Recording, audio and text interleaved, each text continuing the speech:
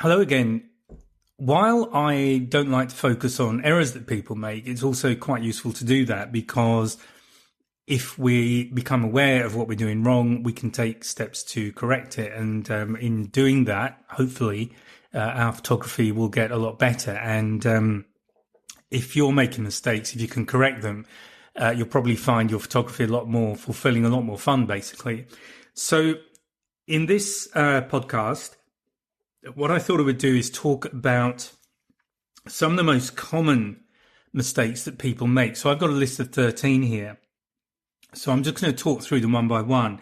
And it may be that one or two of them, or maybe more, resonate with you. Or if you're looking at some photographs that you took recently and you're not very happy with them, but you're not quite sure why, then just listening to some common mistakes, you might realize that, okay, that's what you were doing. That's where it went wrong in that particular shot. So I'm going to dive straight into it. And the first one is poor composition. So I've got three things I'm going to talk about in regards to composition. And composition is one of those subjects that I could do easily. Do a whole podcast on, and I've done webinars on composition as well. And in my training courses, composition takes up a reasonable amount of the space, because once you start thinking about it, there's a lot you can do. And then once you start working with composition, you can start producing some really interesting and really engaging photographs, but you need to know what you're doing. So the first problem is a centered subject. So that's where you've popped your subject smack in the middle of the frame. So, that's okay, I suppose. It's what everybody else does pretty much. So it's kind of boring. Let's just be honest about it. It's sort of boring. Technically, there might be nothing wrong with the photograph, but it's just dull. So if you put the subject off center, and a great way to approach that is to use the rule of thirds. And if you're not familiar with that, then download my 10 tips PDF on my website. It's in the Improving Your Photography pull down part of the menu.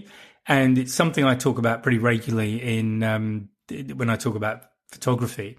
So the rule of thirds is just a much better way, I think. I mean, it's all subjective, but in my opinion, it's a much better way of positioning your subject, because you've now got extra space. You've got this space you can use in the image, and you can use it to add information. You can use it to add atmosphere. It starts to open up a lot of possibilities. So if you are taking all your photographs with your subject dead center, just look up the rule of thirds, download my PDF. It's all free, and just experiment with that and see how you go with that. The next thing is a cluttered background.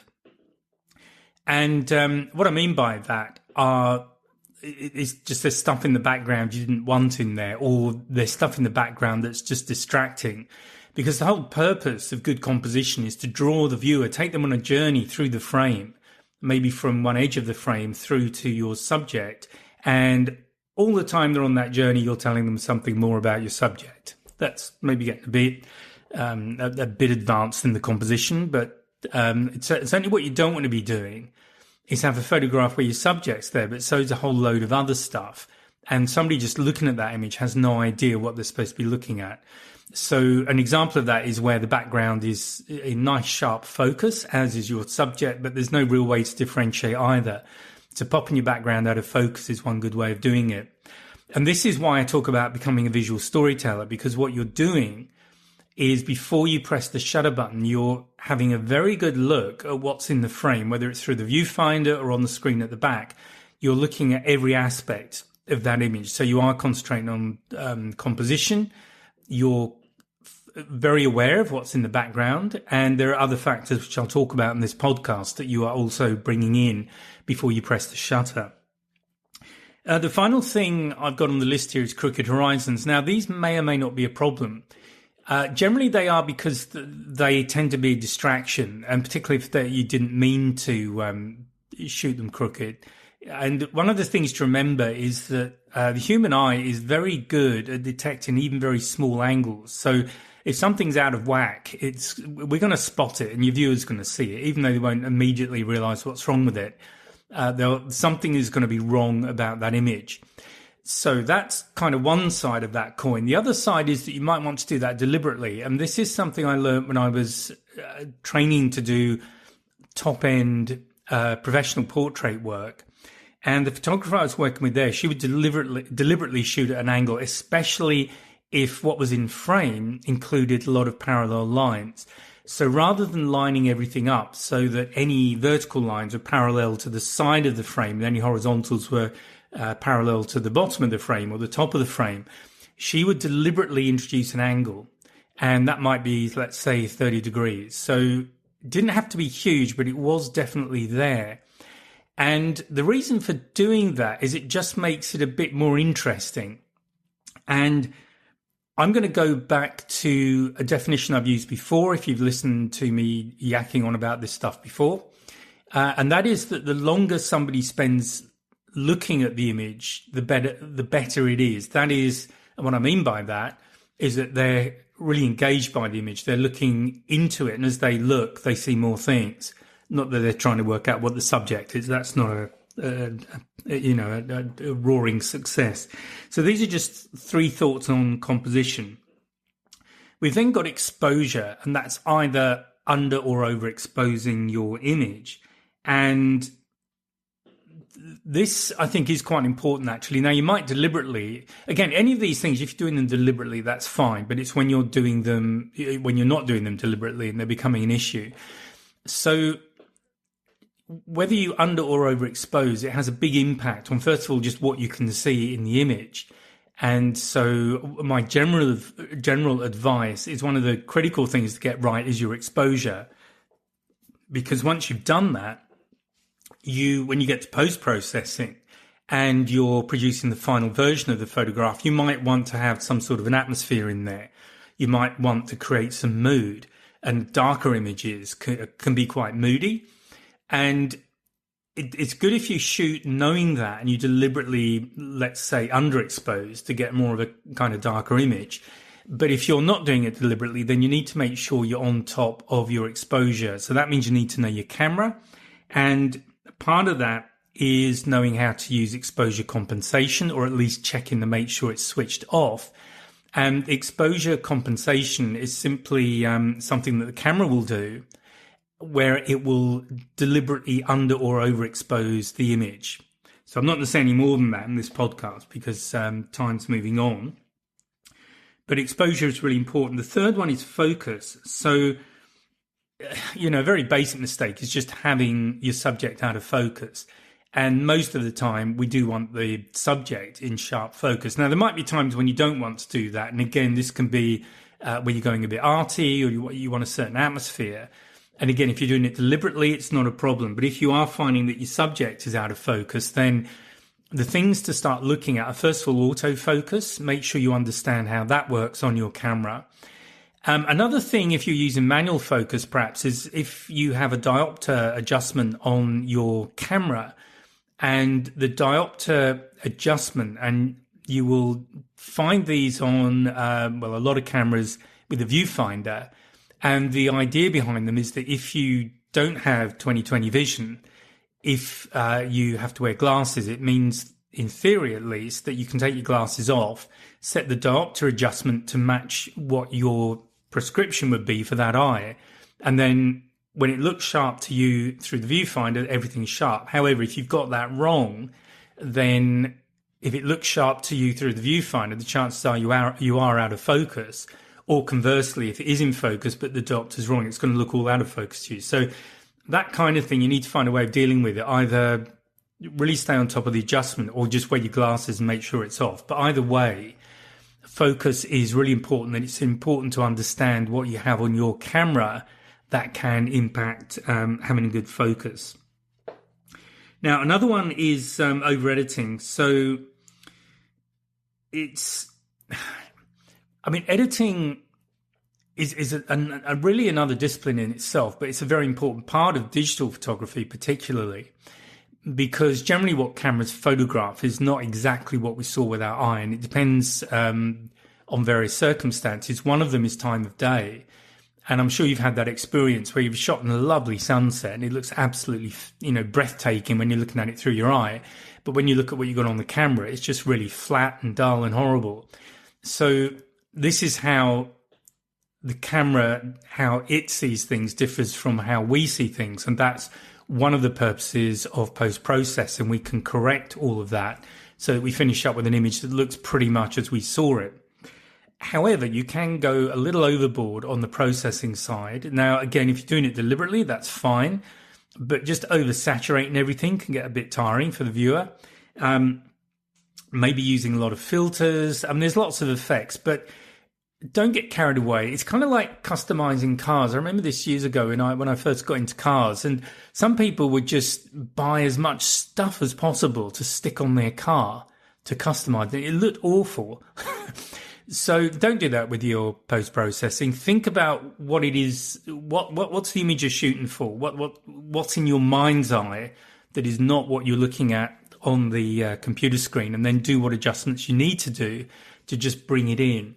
And just a tip I'll share when I'm getting my colors right, because there is a temptation to oversaturate. And I've seen actually quite a lot of wildlife photographs where they're definitely oversaturated. That is, the colors are much more vibrant than they were in life. So I generally, because I photograph wildlife a lot, there's generally a bit of grass about, or green anyway. So I just make sure that green is about right, sometimes by looking out of the window and looking at the grass that I can see from where I do my work. And that's really my suggestion. Just, you might want to add a touch of vibrancy, but don't overdo it, because it's very easy to get images that are actually quite tiring, not to say shocking, for the casual observer. Okay, and color correction actually is another one just to think about. Again, you need to just understand what that is. But if you've got you're getting photographs that have a lot of tint to them, it might be bluish or purplish or yellow or green, whatever.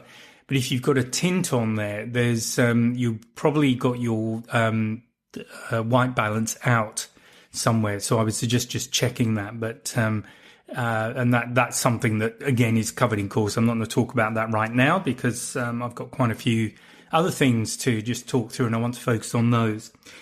But that, if you have got really odd colors, then that's something to just check out.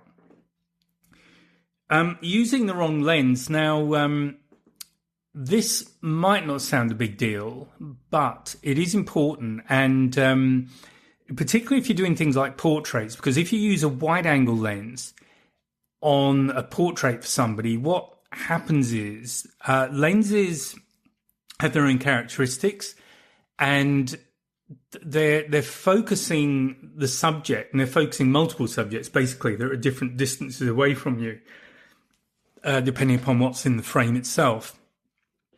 And so you get with telephotos, let me just talk about telephotos for a moment. You get a kind of compression of perspective. And what I mean by that is, if you've ever seen an athletics meeting and there's a bunch of runners and they're, doing 400 meters or something. So they're jogging along, and somebody has got a long telephoto, maybe 200, 400 mil, whatever it might be. And really, the longer the lens, the more this effect is obvious. But you don't know what lens they're using, but they're shooting down the straight, and you can see the person in the lead, and then there's someone who looks to be right behind them, right on their shoulder, almost the same size. And obviously that's how we judge how far things are away from us. But if you then see the same pair of runners, but from the side, you can see the person behind is some distance behind the person in front. So if that does sound familiar to you, that's what I mean by compressing perspective. It basically makes things look much closer to one another than they are in reality. Now, look, again, it may be an effect that you want. So if you're doing it deliberately, good on you. But where this becomes much more of a problem is if you start shooting portraits and you're using the wide angle, because you get kind of the reverse effect. And that is, you get an exaggeration of features in this case, if you're taking a photograph. So if I was to take a photograph of somebody with, let's say, 28 millimeters, just to throw a number out there, and it will depend on one or two other factors too, but just to give you a rough idea. And I wasn't very far away from my subject, because the closer you are, the more pronounced the effects get with a wide angle lens. The chances are their nose is going to look huge, and then the rest of them will kind of recede back. So where their eyes are, their ears are particularly, and all of that. So basically, what I'm saying is, to put it in a sentence or two, is that lenses will distort the reality of what they're shooting. So what you get as an image in your camera is a distorted version of what the camera is pointed at through that lens. And it is good to understand a little bit about those distortions, because that way you can choose which lens is most appropriate for the subject you're working with. And the extreme of that are these really short focal length fisheye lenses, I don't know, 8mm, 14, something daft like that. And I'm sure you've seen those pictures where they're pretty much circular. And that's okay, because generally when people are shooting with those, that's exactly what they're going for. But you do need to be aware that with the more regular focal lengths that you're likely to come across, they do have an impact on how that scene is distorted when it reaches your sensor or your film plane. And obviously the other thing about using the right lens is making sure you've got what you need in the frame. And again, so wide angle is good if you've got a lot of stuff to get in, but you can get, again, distortions on the side as well, because you will begin to curve straight lines the nearer to the edge of the frame you get. And obviously telephoto, you can struggle to get everything in that you want. So choosing the right lens is actually quite important. And something I did when I was doing portrait work, I bought myself a 28-300 lens for my Canon. It was quite an expensive lens, and I don't see it around that much. But it's kind of a super zoom as well, because it's more than 10 times. But the reason for having that telephoto, that range of focal lengths, is that I noticed that if I was taking a group shot of a family, and often there are young children around, the kids will sort of play up a little bit, and they might be pulling faces or doing whatever. And usually to get a group shot, I've got a wide angle of some description on there, but in order to capture that expression, I need to use a telephoto getting really quick. So I found that lens was just brilliant for doing that kind of a shot. As I'm setting people up in a group, I know that the kids are going to play up most likely, and also I've been doing shots with the kids before I do the group shots, because I know that the kids are going to get bored really fast, so I tend to do them first. And so you get an idea of which ones are going to play up, but it means you are equipped to take advantage and grab those images that are the ones that the parents love, or the grandparents love, so the ones that, from a commercial perspective, you're more likely to sell. To do give a bit of attention to the lenses that you're using. Now, another one is being aware of light. So a common mistake is that people will hold off until it's really bright sunshine and then start taking pictures of everyone. That's not really that useful, because you've got very harsh light. So there's a few things you need to be aware of. To get your exposure correct, you've really got to be exposing off the thing that you want to see. So that's usually somebody's eyes if it's a portrait. However, if you are photographing portraits, if it's a very bright day, people are most likely to be squinting. Even if you've got the sun behind them, everything else is quite bright as well. So the chances are people are going to be squinting a little bit. Also, if the sun is overhead, or the light source, if you're shooting inside somewhere but it's very bright, is going to give you very harsh shadows. So there's going to be a very big difference between black and white, dark and light areas in the frame.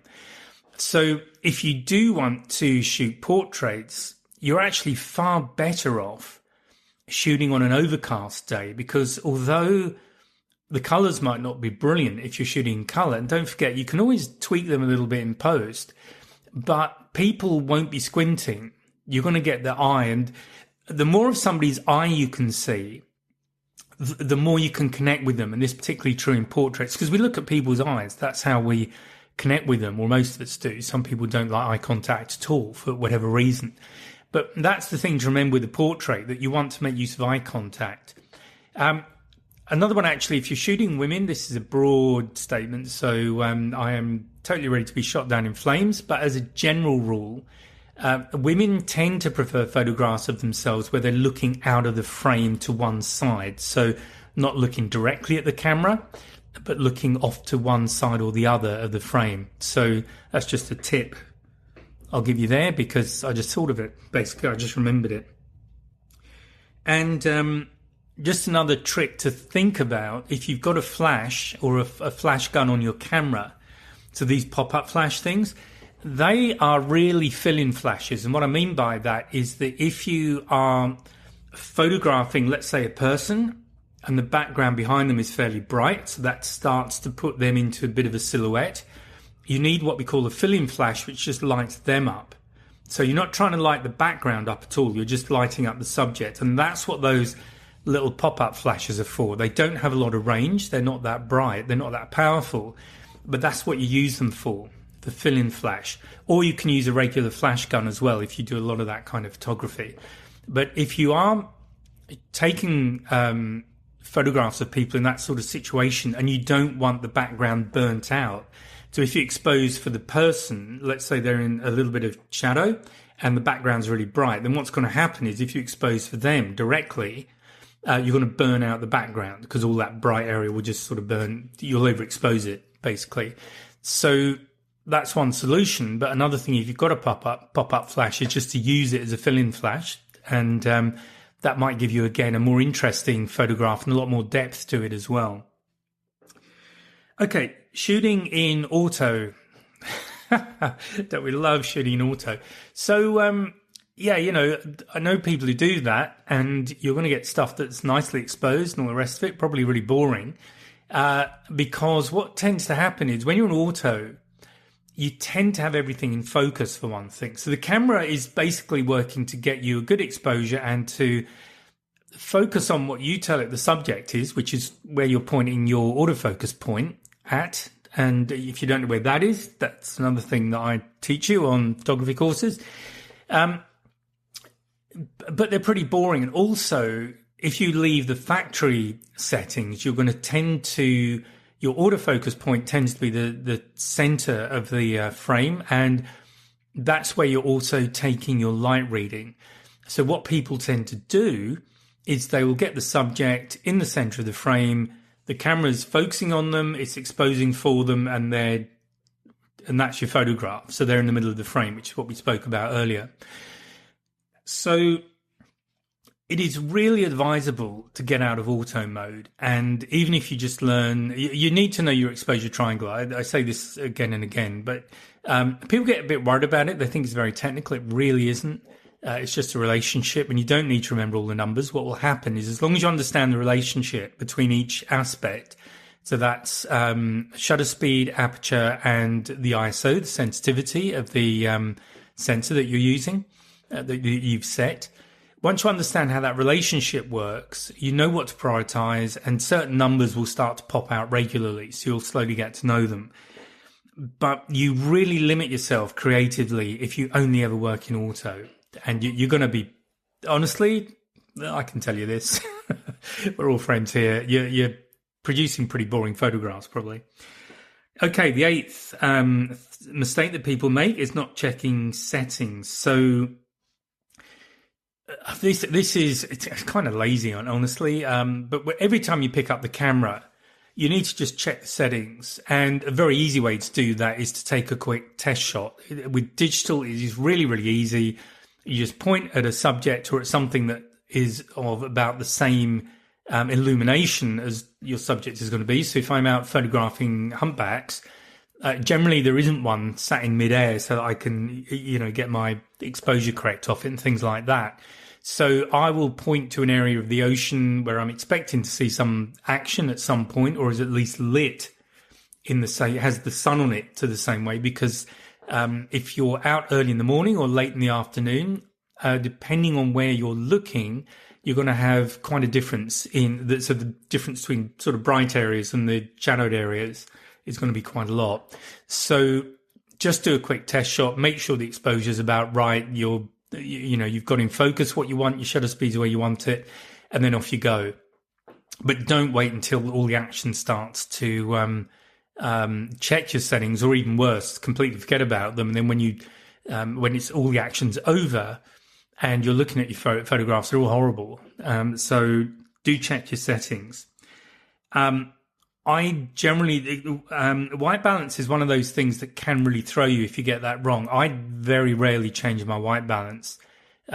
So now that's how I choose to operate. Other photographers might be appalled, but to me, it's just another area with the style of photography I do where it's generally not an issue. And I'm just minimizing the number of things I have to watch before I take a photograph. Okay, number 9, I'm going to call it overlooking details. So this is, so these are things like smudges. So it might be dirt on the lens. It might be dirt on your sensor if you've got a digital camera. But it is always a good idea, particularly if you're planning to go away somewhere to do, it might be a big holiday or it might be a trip of a lifetime type thing. Just make sure that everything is looking good. And the good way to do that is to take a photograph of a plain color. It could be a wall in your house. It could be the sky, but something where you've got a pretty uniform color, because that will tend to really show any smudges or imperfections you've got. So then the thing to do is to check the lens. If you think it's something on the lens, obviously make sure your lens is clean and that both ends of it are clean. Generally, it's obviously the end that's open, so the end towards your subject that's most likely to get dirty. So just keep that clean. Always have a cleaning cloth with you, microfiber cloth and some cleaning fluid so you can keep it nice and clean. But just make sure no dirt's got on the glass at the back of the lens, either the part that goes into the camera, connects with the camera. The sensor as well, you need to make sure is clean. Now, cameras do sometimes do a sort of self-clean, but what I recommend, particularly if you've had the camera for a while and they've used it quite a lot, is to maybe get it professionally cleaned. Don't dive in there yourself unless you really know what you're doing, because that's a really good way to mess the whole thing up. But I do take mine to a professional camera workshop where they just do cleaning. If things are out of adjustment, they just square all that up for me. But I'll do that before I go away, mostly because the kind of photography I do, I'm in some pretty harsh environments for the camera. So there's generally a lot of dust about. It might get knocked, sometimes a lot of humidity or rain or whatever. So every now and again, if you've had the gear a while, just get it cleaned up. It costs you a little bit of money, but it's well worth it, because then you're confident that you're going to get nice, sharp pictures. And sometimes what happens when the sensor starts to get a little bit, just generally dirty, for whatever reason, is that you don't notice that your pictures are not quite as sharp and not quite as crisp as they were before. It's kind of a gradual thing. So I do recommend that. Now, rushing the shot is another mistake that people will tend to make. And particularly if you're working with wildlife. So wildlife, you have to be really patient, but also you've got to be really ready to go at any moment. And so the way to not rush is to make sure that you do a check on your settings and that you're getting a good exposure while you're approaching a place, or, when there's no pressure on you, just do it. Because even if things have changed slightly, you're not likely to be that far off in most instances. But if you don't wait for the right moment, or if you're rushing the shot, the chances are you're not going to be properly focused. You're probably going to be blurry. All sorts of things are likely to go wrong. So do experiment with doing a few shots before you get to the point where you need to be shooting good photographs, and that will generally put you in good stead. And then just pay attention. No chimping, which is apparently the term, and I found this out a little while ago, that's the term that wildlife photographers use when they've taken a picture of wildlife doing something, and they're then looking at that picture on the back of the camera. Meanwhile, all sorts of more interesting things are happening in front of them, and they're not getting those shots in. Lack of storytelling. So I talk about the visual storyteller. Really, the key thing when it comes to a photograph, So one of the questions you can ask yourself is why you're taking the photograph. What is it that's going on that you want to grab? Maybe it's something you want to keep for later, you want to share with people, whatever your reason for taking that photograph. But this is what the visual storytelling part is, because once you know what the story is, and it doesn't have to be a long story, it could be quite a short one, but that tells you what your subject is. It tells you what the context is. So do you need to pull back a little bit from your subject so you can see where the subject is, so that you can clearly see context? What's your composition going to do for you? If you've got rule of thirds, if you've got your subject off to one side or high in the frame or low in the frame, then you've got all the other space to add context and story to your image, and that will give you a much more interesting photograph. Shooting in low resolution. So that is, again, one of those things. I always shoot raw, and I always shoot the biggest possible picture my camera will handle. And the reasons are quite simple, in that I go as big as possible because it gives me a lot of detail. So I can get really sharp photographs, and I can even crop in, effectively digital zoom, and still have a nice sharp photograph. And the other reason for shooting raw is you've got full information. So when I'm editing, when I'm doing things like that, I've got the whole image there.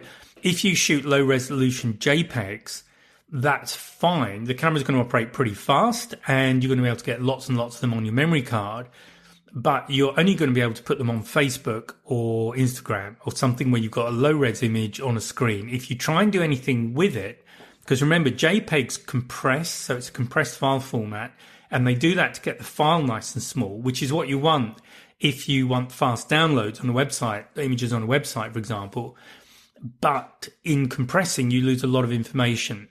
So that is a choice that I make outside of the camera. So once you've got a nice big image, there's absolutely no reason why you can't compress it down to quite a small JPEG, but you still have the large original there. And that's the important thing. So I recommend that you never shoot in low resolution. And it can be really upsetting if you've absolutely nailed a brilliant shot, but it's such a small file size that you can't do much with it. You can only stick it on Facebook or Instagram, but you can't do a nice big print of it because the detail isn't there. Okay, and then finally, number 13 is ignoring post-processing. So, again, post-processing and editing, photoshopping, lightrooming, whatever you're using, it's a whole other topic, really. I mean, some people don't like to edit because they think it's unethical. I would argue that the post-processing aspect is as important a part of digital photography as acquiring the original image. And for that reason that I spoke about earlier with sunsets, if you've ever done that. So the ethical part of it comes back to what's your intention. If it's to deceive, I would say that's unethical. But if it's to try and represent the original scene as close as you can, nothing wrong with that at all.